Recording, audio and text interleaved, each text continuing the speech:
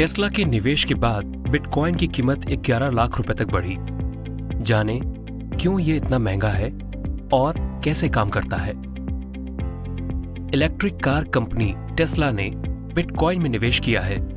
Company आने वाले वक्त में बिटकॉइन को भी पेमेंट ऑप्शन के रूप में स्वीकार करेगी।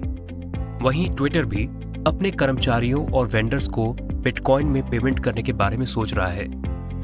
टेस्ला ने बिटकॉइन में 11,000 करोड़ रुपए का निवेश किया। टेस्ला ने पिछले महीने अपनी इन्वेस्टमेंट पॉलिसी अपडेट की है।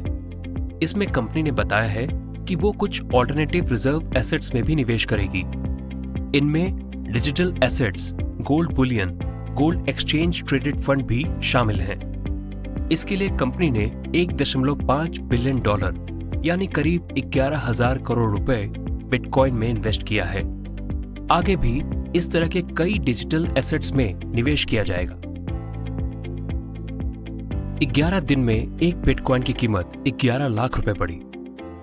टेस्ला के ऐलान के बाद बिटकॉइन के रेट तेजी से बढ़ रहे हैं। इसे ऐसे समझ सकते हैं कि 1 फरवरी को एक बिटकॉइन $33,000 यानी करीब 24 लाख रुपए के बराबर था। वहीं 11 फरवरी को एक बिटकॉइन की कीमत $48,000 यानी करीब 35 लाख रुपए के बराबर पहुंच गई।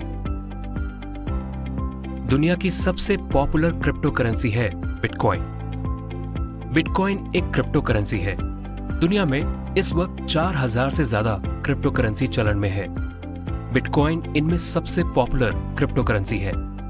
हर बिटकॉइन ट्रांजैक्शन ब्लॉकचेन के जरिए पब्लिक लिस्ट में रिकॉर्ड होता है, जो डिसेंट्रलाइज तरीके से अलग अलग यूजर्स द्वारा किए जाने वाला रिकॉर्ड मेंटेनेंस सिस्टम है। क्रिप्टो करेंसी एक तरह की वर्चुअल करेंसी है। बिटकॉइन इसका एक ब्रांड है। इसको ऐसे समझ सकते हैं कि क्रिप्टो करेंसी अगर कोला है तो बिटकॉइन पेप्सी है। अब आप कहेंगे कि रुपया, डॉलर सब तो दिखता है, क्रिप्टो करेंसी को मैं कैसे समझूं? तो ये एक तरह का कॉम्प्लेक्स कंप्यूटराइज्ड कोड है जिसकी कोई दूसरी कॉपी नहीं बनाई जा सकती। बिटकॉइन के दाम इतने ज्यादा क्यों बढ़ रहे हैं? टेस्ला के इन्वेस्टमेंट के बाद इस तरह की चर्चाओं को बल मिला है कि दुनिया भर की सरकारें बिटकॉइन को लीगल टेंडर के रूप में स्वीकार कर सकती हैं। इस कारण इसकी डिमांड बढ़ी है। ज्यादा डिमांड और कम सप्लाई के कारण इसके दाम तेजी से बढ़ रहे हैं। इसी वजह से बिटकॉइन के दाम मार्च 2020 से जनवरी 2021 के बीच ही 414% तक बढ़े। करेंसी नहीं, एसेट है crypto currency. Crypto currency exchange के रूप में काम कर रही वजीर एक्स के एवीपी मार्केटिंग परीन कहते हैं कि क्रिप्टो करेंसी को लोग पैसा समझते हैं। इसके नाम में भले करेंसी हो, लेकिन ये एक एसेट है। जैसे आप गोल्ड या स्टॉक को कंसिडर करते हैं, ये उसी तरह का एक एसेट है। बिटकॉइन जैसी क्रिप्टो करेंसी का इकोनॉमिक्स भी सोने की तरह ही डिजाइन किया गया है। सोने की वैल्यू इसलिए है क्योंकि उसका प्रोडक्शन हर साल 2% ही बढ़ता है। बिटकॉइन में भी इसी तरह के इकोनॉमिक्स को बिल्ड किया गया है। बिटकॉइन 2.1 करोड़ ही हो सकता है, इसलिए इसकी वैल्यू बहुत ज्यादा होती है। इसे एक उदाहरण से समझते हैं। हम सब ने सुना है कि सोना और जमीन में निवेश कभी नुकसान का सौदा नहीं होता। इन्हें खरीद कर रखना चाहिए। इनकी कीमत घटने की जगह बढ़ती है। जरूरत के वक्त ये हमारे काम आते हैं। क्रिप्टो करेंसी के ट्रेंड में काम कर रहे एक्सपर्ट्स इसे कुछ ऐसा ही कहते हैं। वो कहते हैं ये वर्चुअल सोना है। सिक्योरिटी यूटिलिटी टोकन के रूप में भी काम कर रही क्रिप्टो करेंसी। कुछ कंपनियां सिक्योरिटीज क्रिप्टो करेंसी निकाल रही हैं। इसका इकोनॉमिक्स शेयर की तरह होता है। इस तरह की क्रिप्टो करेंसी आप लेते हैं तो आपके वॉलेट में शेयर की जगह क्रिप्टो करेंसी दिखेगी।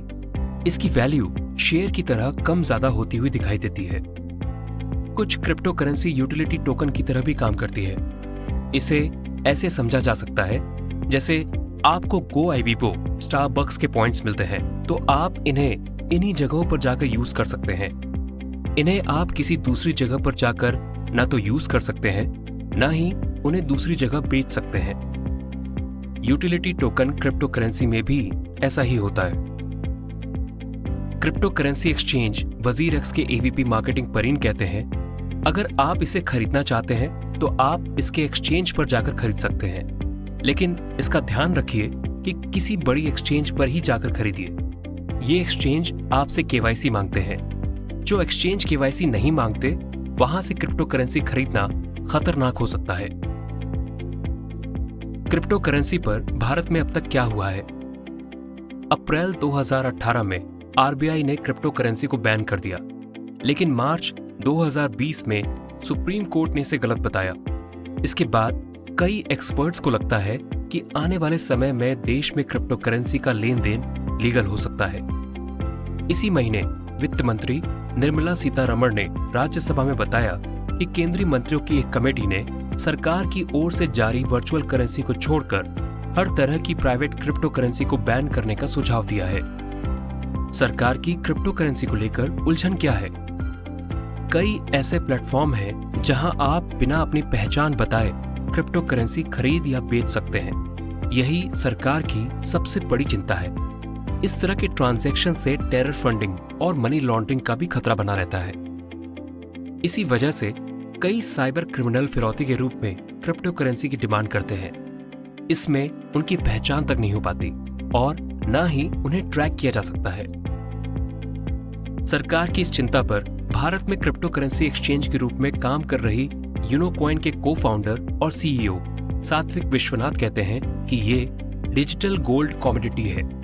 क्रिप्टो करेंसी से जुड़े जो भी ट्रांजैक्शन एक्सचेंज के जरिए होते हैं वो पूरी तरह ट्रांसपेरेंट होते हैं। यहाँ यूजर को केवाईसी भरना पड़ता है। सारा ट्रांजैक्शन डिजिटल होता है।